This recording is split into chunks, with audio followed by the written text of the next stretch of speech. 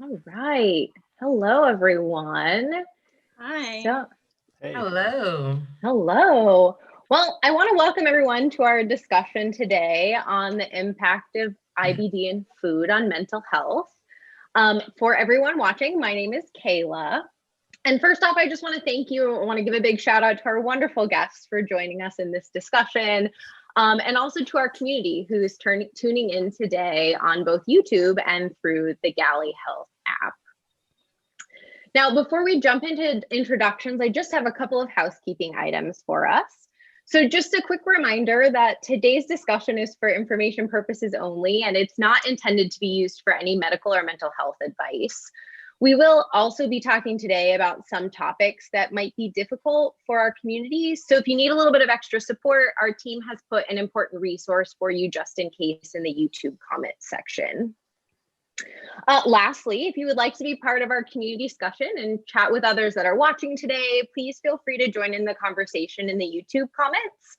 So if you're watching in the app, you can also do this by clicking on the YouTube icon in your feed under the video, and it will take you to our YouTube channel where you can join in the conversation. All right, so now it's time for introductions. Again, I'm Dr. Kayla Kraich, and I'm the Director of Clinical Programs at Galley Health. I am a clinical psychologist by training and have worked for many years with individuals with chronic medical conditions. I've been working with Galley for the last few years, and I get the really great opportunity to work hand in hand with our IBD community to create a lot of our technology programming, including things like education content, our community chat support, as well as symptom tracking and analytics. I'm also really excited to be a part of this conversation because I'm a patient. So I've had UC for almost 20 years. And food is something that I'm super passionate about. And I also understand that it can be such a challenge to navigate for the IBD community. So I'm very excited to talk about the mental health side of the food experience today. And I'm ready to get started if you guys are. Yeah. All right. Good. So in starting off our introductions, Renika, how about we start with you and have you introduce yourself to the community, and then we'll just go around one by one and say hello. Okay. Well, good evening, world. My name is Renika Wood. I am a Crohn's warrior. I have been living with Crohn's for the past almost 10 years.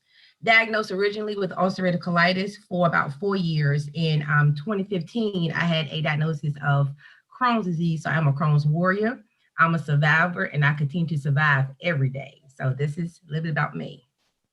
Welcome. Thank So you. great to have you with us. Thank you. Let's see, how about we pass the microphone over to Lee? Thank you. Hi, I'm Lee. I'm also known as the Lovely Crony on Instagram. I'm one of Galley's ambassadors, and I'm really fortunate to be here. I have indeterminate Crohn's colitis. It kind of goes back and forth on which one I have. In 2018, I had an ileostomy, and I have a stoma named Olivia Benson, and we're just kicking butt and making it through every day. Love it. That's great. Welcome. All right. And then last but not least, let's meet Tim. Yeah, so my name is Tim Ireland. It's so great to meet all you guys and to be here for this evening for this great talk. Yeah, I was diagnosed with ulcerative colitis back in 2016 in my last year of college. And I kind of been dealing with it ever since, learning through the ups and downs of kind of what goes along with having a chronic illness.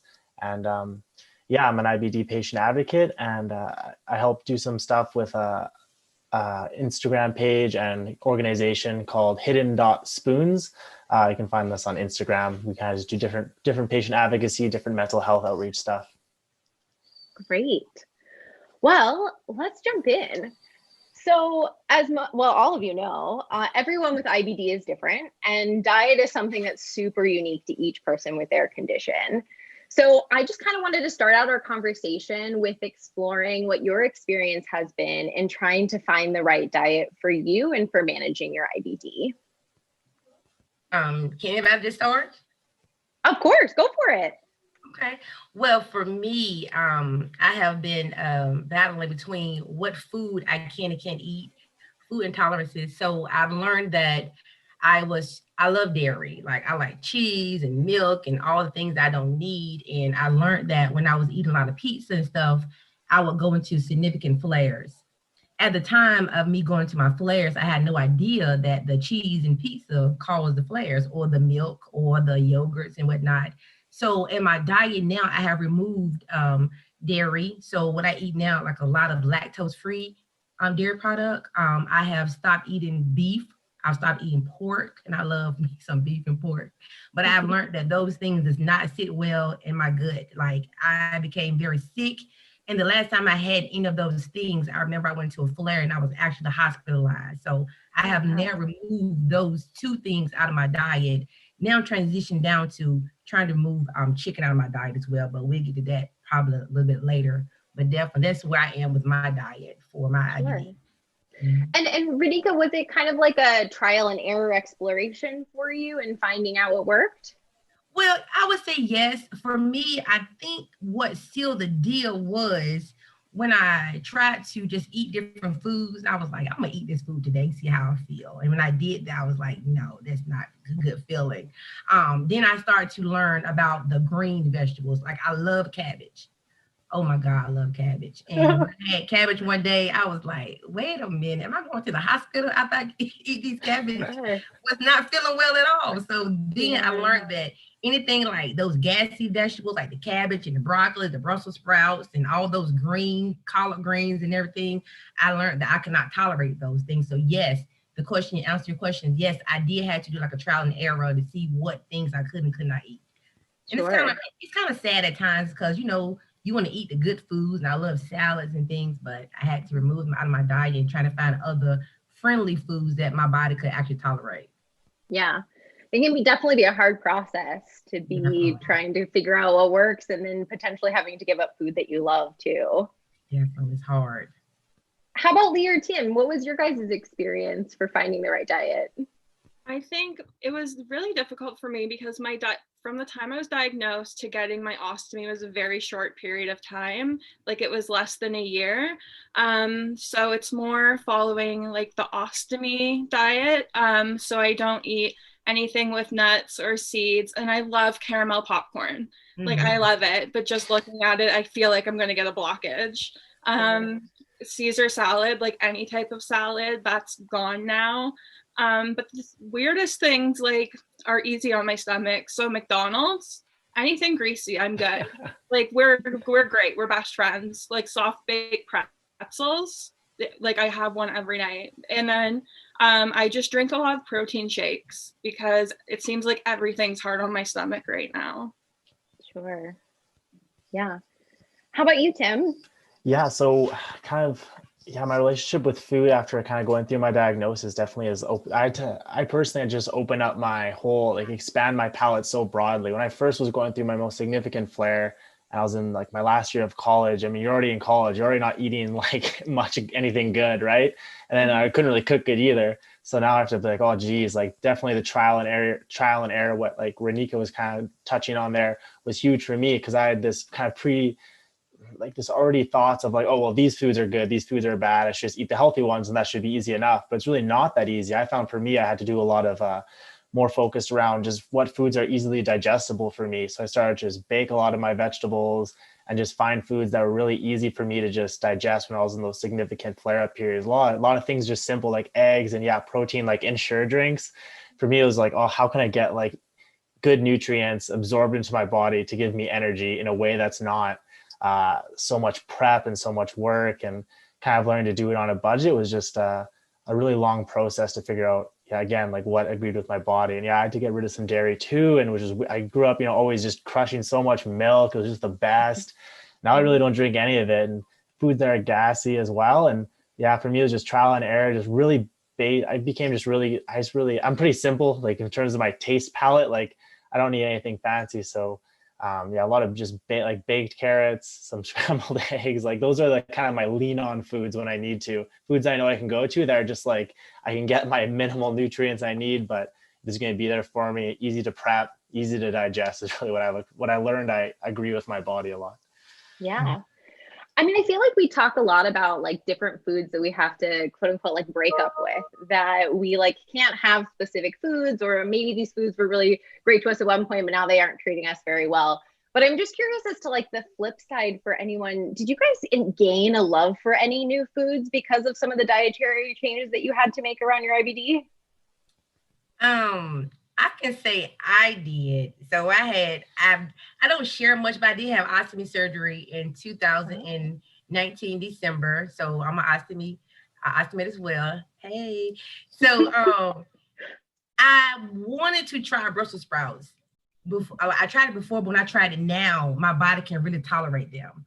And so now they have like, when I'm from like a so-called Food Lion, they have like these Brussels sprouts in a bag with carrots. You can bake them in the oven. They're like so delicious. I'm like, I need this every day. But grilled chicken is so good. So I'm learning that I can reintroduce those green vegetables back in my diet again. So therefore, I feel happier with that. But before that, I was eating like a lot of the starchy foods, potatoes and the rice and the breads, and that made me, of course, gain a little weight. But I'm cool with the weight gain, no problem with that. But now I can eat more of the green vegetables, so I'm really happy about that part of my life. I'm with you. I love Brussels sprouts. They're delicious. They're I good. haven't had one. Like Yeah. I've never eaten them before in my life. So good. Yeah, they're pretty great. They are. Definitely are. I mean, Renika, you bring up a really great transition. I'm going to move to our next question because it kind of goes hand in hand. But essentially, like, diet is ongoing, and it's something that changes for someone, and what might work for you today won't work for you tomorrow, or what didn't work for you before might work for you now. And so maybe we'll start with Tim. Just like over the course of your IBD journey, has your diet fluctuated? And have you done any exploration with like new or old foods, trying to like reintroduce them or just expand out your diet? Yeah, for sure. So for me, foods I've really kind of grown on me and I've lately been experimenting with is just more kind of fish, more salmon, more things like that. I never really like enjoyed that stuff when I was growing up and kind of wouldn't go out of my way to cook it. And I found that really is just like just a lot of, especially, you can buy a lot of like cuts of salmon and, from Superstore or something, and you can cook them in your oven, things like that. Things that are like fatty, but still that kind of like not as intense on the carbs, things like that. It's so easy for me to digest and get those really good fats from it. And in terms of reintroducing, I've always been trying to reintroduce different kinds of carbs and pastas and things like that. And for me, I found it wasn't so much the pasta, but so much as the sauces and things you add into it. So I found personally for me, like, just you can make so many really, really, really simple homemade sauces that are really light, go on most pastas and things like that. And for me, switching up some of the stuff that didn't necessarily click was so associated with the main dish can make so much of a difference. Before I used to be like, oh, I can't eat a ton of like heavy pasta, noodle, things like that. But if you tweak kind of the whole big picture of the meal, then it can sometimes make a huge difference, at least for me. Yeah, for sure. And our ladies with ostomies, I'm actually curious as to like, I'm sure that your diet has fluctuated because of, like after getting the ostomy or before to after and whatnot. Did you do a lot of exploration around like new and old foods before and after you got the ostomies? I haven't really tried to reintroduce things just because I've had some issues. Like I haven't been out of surgery long enough. So I've had 8 surgeries in less than 2 years. Oh, wow. Yeah. So I'm always seem to be in recovery. This is the longest I've gone without surgery. So since June. So I'm always nervous, but I did reintegrate coleslaw. I was very excited about that. And I eat a lot of fish now. That just seems to be what's easiest for me to digest. But no, I'm too nervous to reintroduce things that I would love to try again. Yeah. I mean, it makes a lot of sense. Yeah. For me, I don't really like ice cream, but I wanted to try ice cream anyway. Once again, another dairy. So I had ice cream, but I had like the, I think it's called Halo, the Halo ice cream I had. It was pretty good. Believe it or not, it didn't bother my tummy at all. I was kind of surprised at that. Outside of the vegetables I mentioned earlier, I have still not tried the beef and pork yet. I'm afraid to try that, only because of my past experience of me going to a flare once I had that, and me having an ostomy now. I don't want to have any challenges with that, but definitely a little bit more of the cheese, but not a lot of the cheese, but definitely more along the lines of the ice cream. Got to have some ice cream every now and again, but other than that, I haven't really had anything I've really been dying to try due to my fear. Now I do eat popcorn a lot. Now I was told I probably should not eat popcorn, but I love dill pickles. I was told I should not have dill pickles too, but I was like, let me be hard-headed for a little bit. Not a good idea. But those are two things I really have been trying, and I've been doing pretty well with those things, but only in moderation, not, too significantly though. Yeah. I mean, you guys bring up a really good point. Just like in general, food can bring up like this fear and anxiety in people with IBD. And like, there are times where like maybe you need a restroom right after you eat, or like you have a lot of pain that you're experiencing after eating, or maybe even it's like the fear and anxiety of like talking to people about your dietary restrictions. And so you guys touched on it a little bit, but I would love to hear more about some of your fears and anxiety around food and like different adjustments and things that you make in your daily life to cope with these emotions. Yeah, I can start off with that one. I feel like this is one we all could talk about quite a bit. Right? Yeah, it's kind of an open book for this kind of thing. Yeah, fears and emotions with foods. It's like almost, obviously depends on like the day a lot and kind of how your current symptoms are. But definitely like my worst nightmare is going to like a restaurant I don't really know. I don't know its bathroom layout, and its menu is stuff that I don't normally eat. For me, like spicier food is really just like could set me off in terms of having to use a washroom. And how I deal with it really is kind of like like if it's with that worst case scenario, I always find it helpful just like go online, check out their menu. You can even call and just ask, and most restaurants are really happy to be like, oh yeah, like I've been straight up with restaurants to be like, oh, do you know anyone who's eaten here who has like Crohn's or colitis, how they tolerate it? It's such a crazy common condition, common illness that most people kind of usually do know someone or know someone who works there. You can kind of talk you through. It's like, oh, so-and-so tries this and this agrees with them. So I try and do as much homework as I can before I go out to eat, even going online, checking out where their restrooms are, making sure it's not just like a one stall, one sink. So you have kind of that safety option in case you need to go to the washroom. But yeah, just really doing my homework and knowing my body and being honest with myself too, not telling myself like, oh yeah, you just won't have to worry about it tonight because it'll just be okay no matter what. Like knowing you are human and you have to adapt and make changes, and being open with the people you're going to that, hey, just so you know, this might happen, I might need to do this, but usually everyone's cool with it. Yeah. I mean, it sounds like prep work and planning has definitely helped for you, and just like knowing being flexible is kind of part of what goes with it as well. For sure. How about others? I'm okay eating at restaurants. I'm pretty upfront with what I can and can't eat. Like, and most restaurants are really accommodating, but I get anxious going to like family functions or birthday parties, baby showers, any of those things where there's like food already there. Like I was at a barbecue and I wanted the coleslaw. So I was like, is there black pepper in this? Because that's something that triggers me. And they were like, no, you're fine. I ate it. I got so sick. And they were like, oh, we didn't think it would be a big deal. And I was like, no, it is. So, or people commenting if I don't eat or don't get a plate. So sometimes I just make up a plate with like a little bit of food and I just like move it around so people don't question it. Sure. Yeah. Wow.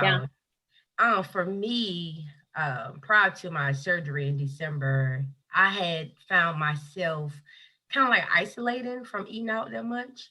I would eat out, but I would make sure that I was in close proximity to my home to where I'm not going too far out of the way. For my job, I did have a lot of functions where we go to the restaurant and eat out, and I'm looking like, okay, if I eat this food, how long do I have before I can get home? And that was my fear. So I found myself begin to make up excuses why I couldn't go to that dinner or that function, or if I go, I can only stay for a few moments, or I would drive my own car so that if I have to leave, I have an escape route. So that was where my insecurity came from in regards to being out with people and food.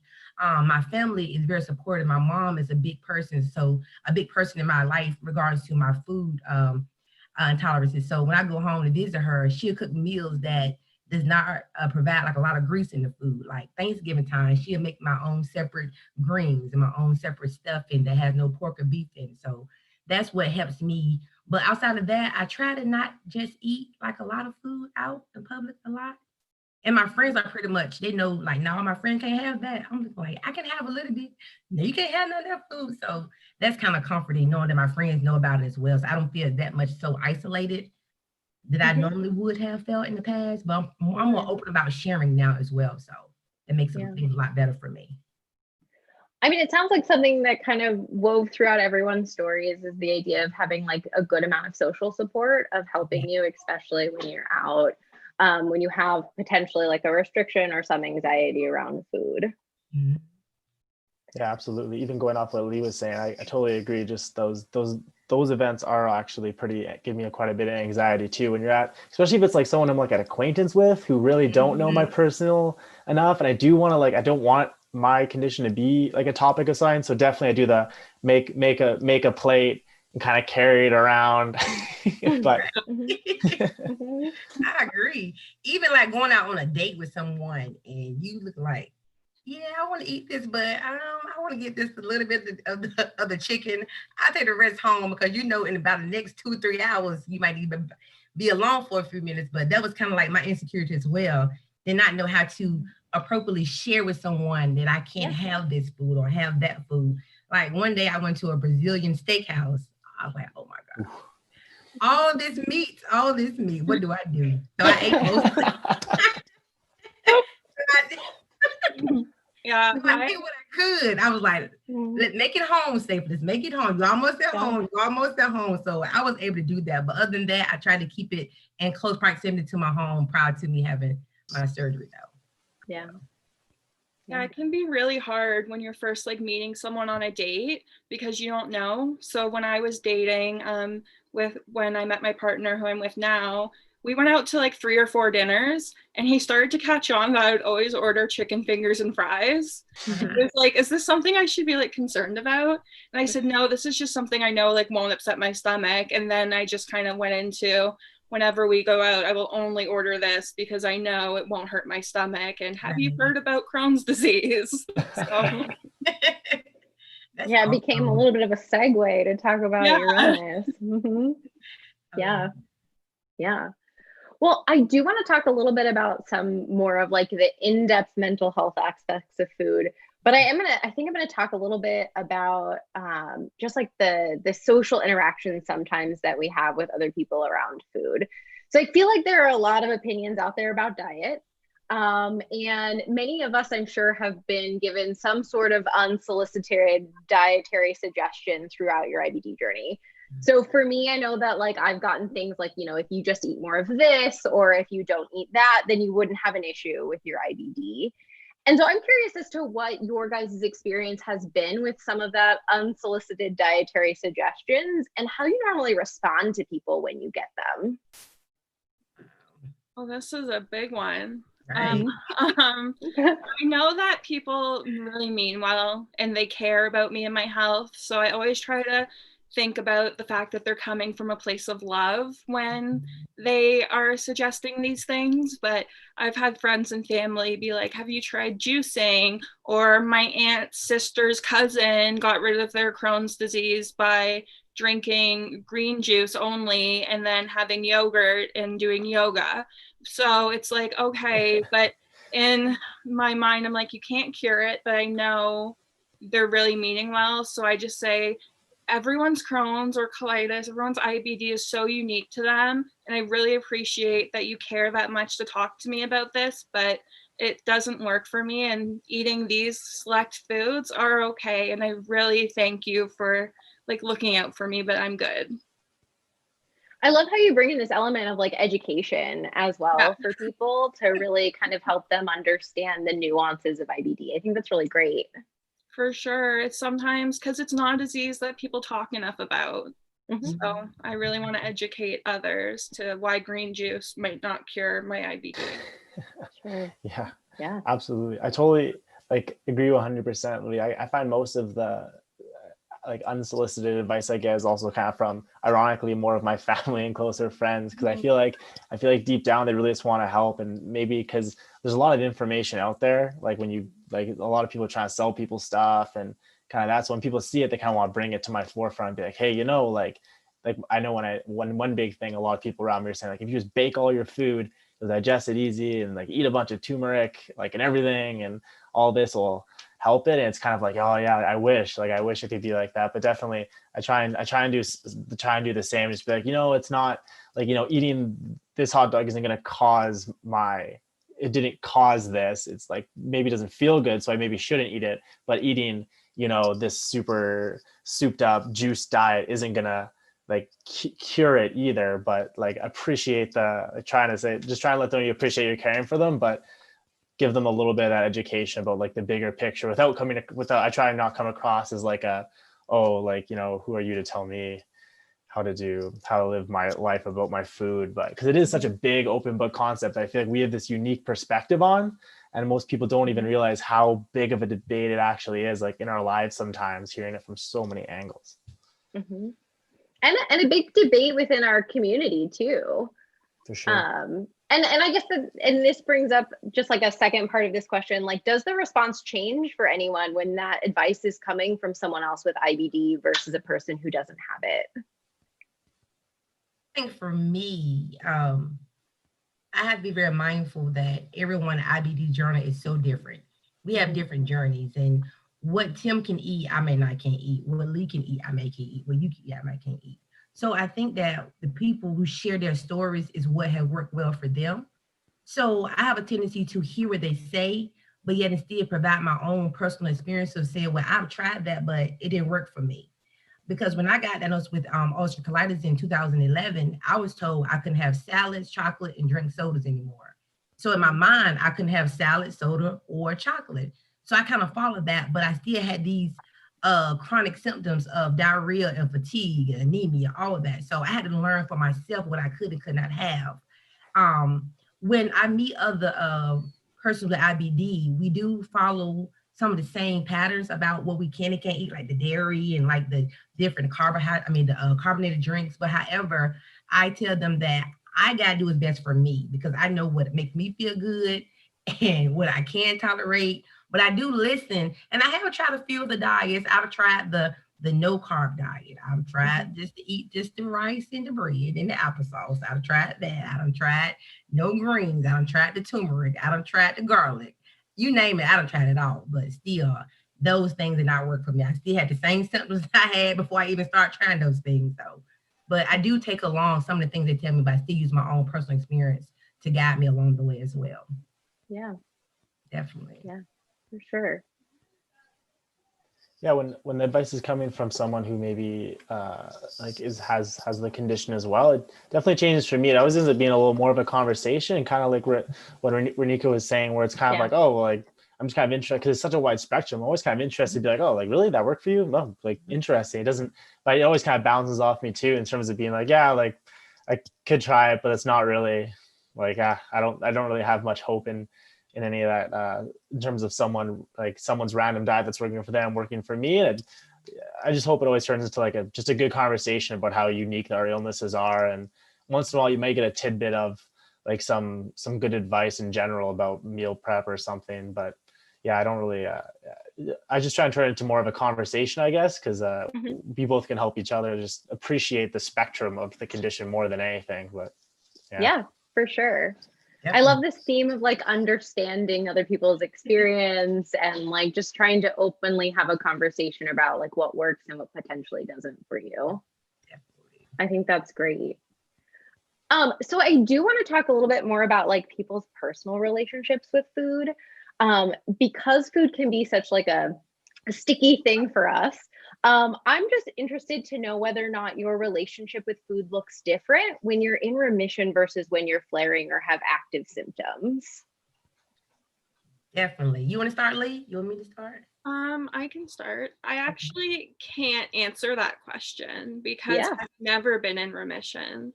So I don't know. I've always had an up and down relationship with food. Like, I love it, but it doesn't love me back. So I am interested to see what happens when I achieve remission and I don't have active symptoms. Like right now, if just say I want to have a burger, like my mom will casually be like, isn't that going to hurt your stomach? And I was like, Mom, drinking water hurts my stomach. Like, let me enjoy the burger. So definitely, and like, I'm excited and hopeful that one day I will be able to look back and be like, now that I'm in remission, food doesn't cause me as much anxiety. Yeah. I think that's great to have a hopeful perspective that like potentially that remission state that flare state, you'll get to remission one day. We all hope that for you, Lee. We hope that for everyone. And so like to maintain that hope of like one day you'll be able to maybe eat foods that you can't tolerate now, or maybe you'll be able to have a diet that feels more fulfilling is a really great perspective. Fingers crossed. Yeah. I know for me, I have, while I'm in my in a flare, everything looks like it's the worst thing in life. Bread, crackers, water, even a piece of candy. That I love some sweets. Yeah. I'm looking like I cannot even eat this candy, this water. I'm gonna be nauseous. I'm going to the bathroom, However, when I'm not in a flare, it's like, oh my God, everything looks like it's golden. I want to eat everything. My thing is that I love sweets. Like I love cakes and cookies and crap. I just like stuff like that. So now I have achieved remission per my GI doctor. I don't have any of the GI symptoms that I normally was having. Now I have more of the extra manifestation of my Crohn's. However, the diet I have is still kind of like strict. I'm so afraid that I may go back to where I was, and that's not a good place where I was personally. So, but I'm learning that I can enjoy a cake of a piece of candy every now and again. I can enjoy a burger, but I don't eat beef, so I eat like a lot of plant-based burgers. Or I don't try to deny myself foods because I feel like where I've came from, I've come so far. So every now and again, I try to just give myself like a little pleasurable food every now and again, but I don't go overboard because I'm so afraid, the fear and the mental health of me saying that if I eat this burger or this pizza, then guess what? You might be in the hospital tomorrow. So I still have the anxiety that I still don't try to just go overboard, but I do try to test the waters every now and again. I do definitely do that though. Yeah. Mm-hmm. You bring up a really good point about kind of this fear of potentially going back into a flare, especially when you are in remission, and how food can sometimes be tied to like that fear and anxiety. I also think it's a great perspective to find things that you enjoy with your diet as well, especially when you are in remission, and trying new things or kind of enjoying the sweets that you did before is great. Thank you. Tim, did you want to add anything about your relationship with food? Yeah, so definitely kind of have aspects of both of you guys. I'm fortunate enough to have been in remission for a couple of years now. So and my relationship with food definitely changes a ton when I'm in a flare or in remission. It's pretty two distinct periods of like where I'm at mentally with it. When I'm in a flare, I find like food just really weighs on me super heavy, and it's like so much more planning and worry, and there's so much more anxiety associated with it, especially as I've gone older. And now, you go from being like I went from being more of a student where it's like, oh, this sucks, now I'm sick. And now when I'm older, it's like, oh, like I really have to go to work. Like I can't mess this up. Like I can't mess this up. I have like these responsibilities that I need to maintain, and I need to put myself in the best position to kind of do that. So when I'm in a flare, really just diligently try picking out just those things that are super safe. And I feel I definitely sacrifice a lot of sometimes nutrients and like things I enjoy just to play it safe and get through. Versus when I'm in remission, I kind of just, it's kind of the opposite where I don't even think about it. I'm just like hungry, I need to eat something, kind of go about my day. I think I'm one of those people who's not a huge food planner by nature. So it's just like when I'm in remission, it's quite the like mental burden for me to add that part into my life, remind myself, oh, I have to be this version of me again. Cause I'm just really not like that in terms of diligently planning like what I'm going to eat. So I really dislike having to do it, but I just know it's so essential into kind of maintaining my as much quality of life and function as I can, despite being in periods of remission and wellness and kind of managing that side of it. Yeah, it can definitely be really difficult for that flip-flop, right? Of like at some point needing to plan a lot more versus like being able to maybe try new things. Like it can be such a challenge to hold those two at the same time. Yeah. Sure. Especially when to even make that switch, I find too, because it's not even as clear as mud. I found like initially I'm like, oh, well, when I'm in a flare, I'll eat this. And when I'm in remission, I'll eat this. But it's kind of turns out you live in the middle a lot. Yeah. You're like, am I kind of in a flare? Like, how is this one of those days? Do I need to plan about this? Should I not? And it's kind of like knowing when to adjust with those ebbs and flows, when to really flick that life switch of, okay, I'm going to plan like this now, commit to it. Cause I find I make a lot of excuses in my head where I'm like, no, you're just tired again. You're just one of those days, like ate too much popcorn. That was it. You're not in a flare again, and kind of ups and downs with it. But yeah. Yeah, I agree with that 100%. for sure. Yeah. Yeah. So we're going to switch gears just a little bit because we are coming to the end of our discussion, and I want to make sure that we talk a little bit about the holiday season. So the holidays are upon us, and with COVID, things are definitely looking a little bit different this year when it comes to gathering. But I think that it's such an important topic to chat about because it can be so tricky to navigate with IBD. So, I mean, overall, we know that food is important in many cultures and family traditions and like events with family and friends, especially around the holidays. So how do you guys navigate food restrictions that you have around the holiday season? Oh, that's so good. Like, such a good question. I always suggest a potluck. I'm like, let's all bring something. Or I'm like overexcited to be like, what can I bring? And if that family member's like, I have it covered, I'm like, no, I'm going to bring something. So just tell me what to bring. So I always make sure to bring like a side that I know I can eat and then a dessert, because like sometimes they have desserts that I can't eat, and that's the best part. So I always bring something. Yeah, I think that's really great. Yeah. Especially the idea of a potluck, so that you're able to bring something and still kind of join in the celebration with food that you know is comfortable and like safe for your IBD and your symptoms and where you're at. Exactly. And then for me, I don't feel like such a spotlight's like on me being like, oh, there goes Lee again with her special diet. It's like, no, we're all going to bring something that we all like. So my family's really good with doing that. That's really great. Definitely. For me, my sister is vegetarian, so she eat like, some good food in her house.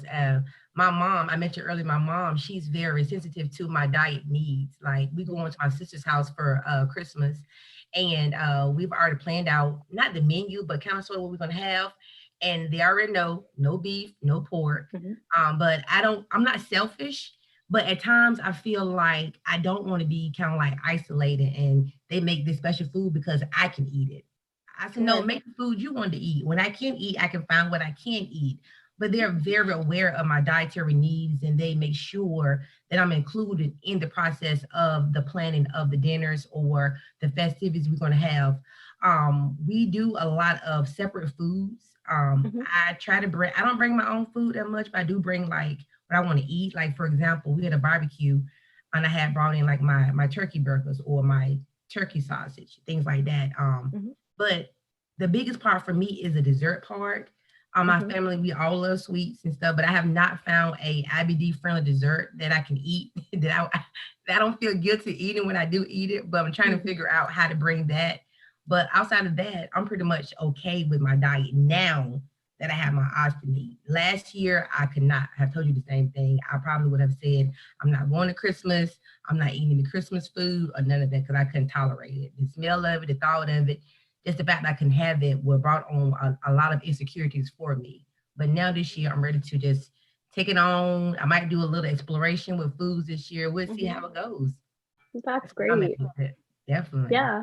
That sounds really great. I'm glad that you kind of figured out the different things that work well for you in your diet, and you've been able to like have open conversation with people in order to really make kind of that gathering something that feels like together, as well as like being safe for you and your IBD. Thank you. Yeah. And how about you, Tim? I really kind of take a play out of Lee's playbook with kind of how I go about it. Like, I love the idea of like potlucks are kind of like really often like, I'll bring something I want to bring. Cause for me, it's really about I like just being around friends and family. And I don't want to, the same thing. I don't want to be like the person they need to figure out what to eat. I'm like, I know what I can eat. I know what I love to eat. I'll bring something I can like have on the side, and especially the dessert. Cause there's nothing worse than finishing dinner than being like, I can't eat any of this dessert. You kind of just sit there and sip water or something. So yeah, bringing your own dessert is always great. And I find a lot of times when you bring something that you really like, there's a few other people there who's like, wow, this is awesome. And they really like identify with it too. And you're kind of just showing other people like, yeah, like there's a lot of different things you can eat. You might like this, and this might agree better for some other people who even don't have IBD. So kind of just again, with my other point when I'm going to restaurants, just try to plan as much as you can and be in as much of knowing you're going to go there with whatever you can control, and then kind of letting the rest play out is kind of also my strategy. I also like tend to like try and snack a lot at home before I go. So I go there not like starving. So I just destroy everything. So decreasing the temptation. So I have some willpower going into it. Yeah, I can see that. I feel like I've eaten quite a few times before even going to an event, just so that I am full and I know that I've eaten something that will sit well with me. Yeah, for sure. So I wanted to end today on a bit of a fun note. So I love traditions. Like, traditions are my favorite thing in the entire world. So I wanted to go around to each of you, and we can actually start with Renika this time. And I just wanted to know, like, do you have a tradition around food that you do during the holiday season? And how are you keeping that tradition alive this year with COVID? I don't think I have a tradition. I'm trying to think. Tradition around food for the holiday. All I can say is, I may be off topic, but my mom makes pecan pies every Christmas. Nice. And that's something that I've tried to learn how to do. I tried to do it last year, but it didn't come out because I tried to do it the IBD friendly way. I didn't have all the things she hadn't heard, so it was an epic fail. But I would love to learn how to make that to where I can tolerate it and eat it for me. But that's one thing that my mom takes pride in doing on the holidays, is making those pecan pies. And I would love to know how to do that so I can carry on that pie making tradition that she normally does for the holiday. That's really great. It's always fun to experiment with foods that we love and enjoy, and trying to make them in a different way so that they are like good for our own symptoms. That's a really cool idea. Yeah, for me, I guess a family nutrition usually typically is so I live in Canada. My family lives in the province of Manitoba, but I've since moved to Alberta.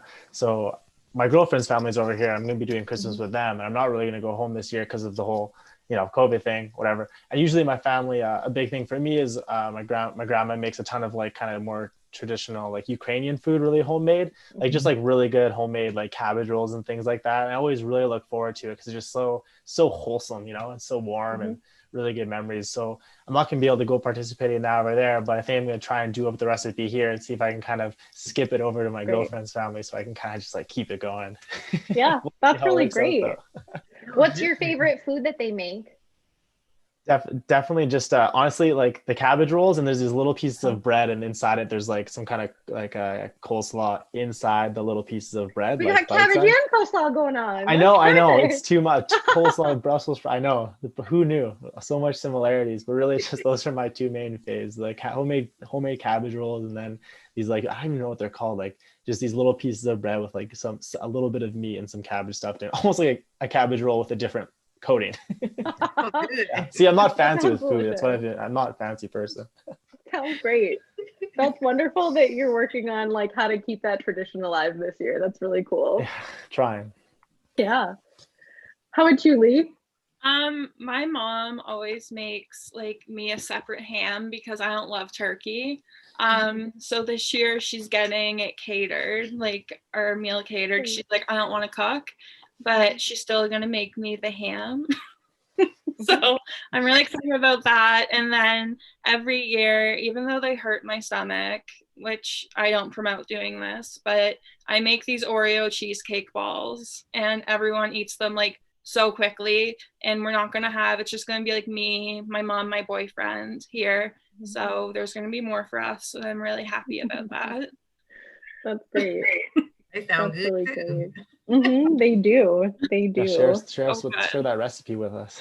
I know. That would be my tradition. Let's switch. The tools are too much work. I'm sticking with the cheesecake. Oh, that's great. All right, everyone. Well, thank you so much for joining us today and for talking about this and sharing your stories. I learned a lot. I really enjoyed our conversation. And I just want to give a big shout out to all of you and everything that you go through on a daily basis with your IBD. And thank you so much for being such wonderful people and wonderful warriors.